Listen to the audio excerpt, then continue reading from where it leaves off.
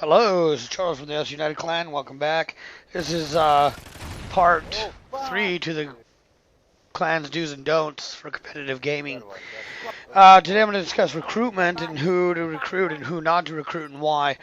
Like I said in the last previous episode, part 2, I discussed about having like-minded individuals playing together and, with the same kind of goals and so on and so forth.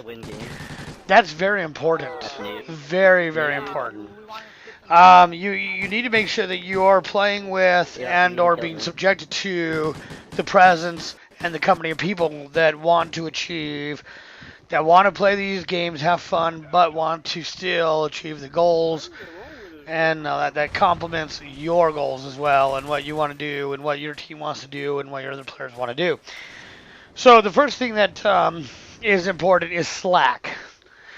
You don't want to pick up slackers. People who will play with you and make it look good and then not show up for clan wars. Or whatever achievement you guys are trying to do, so on, clan operations, so on and so forth.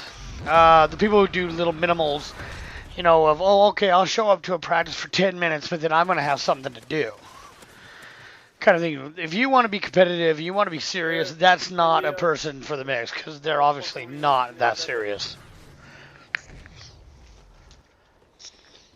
The other thing that is very important with people who slack off are those are the people who will usually dashboard. If you don't know what dashboarding is, it's where, let's say they go negative in a game, then they quit the game, or they turn off their system in the middle of a game to save their stats.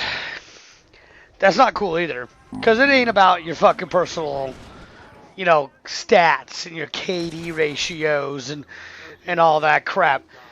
Oh, it's about winning. That's what it's about. And it's about the team effort, not the individual effort.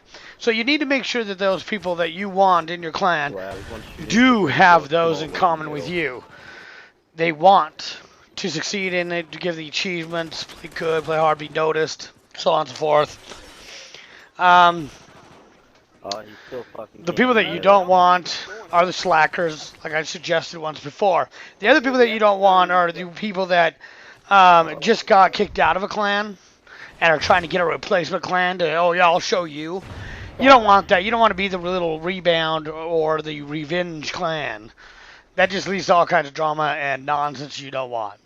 So here's some tips that we came up with and suggested. What really works for us. Become friends with a player.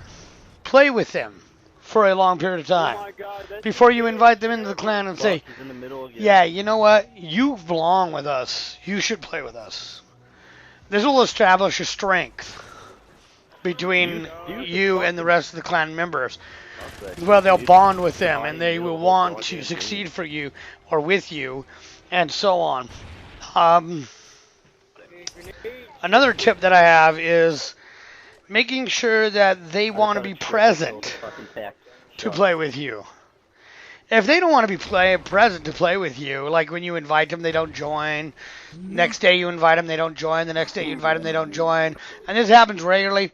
There's no point in re-inviting them or having them on your friends list anymore at that point. They just don't want to play with you. There are a lot of individuals who want to play on their own. Some of those players are okay, some of them are not. But that's a fine line.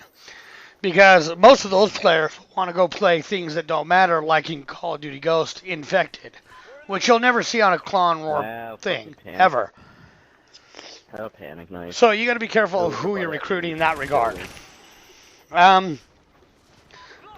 Another thing another tip and issue that is very important is making sure that you can establish a rapport with a person. You can communicate with them.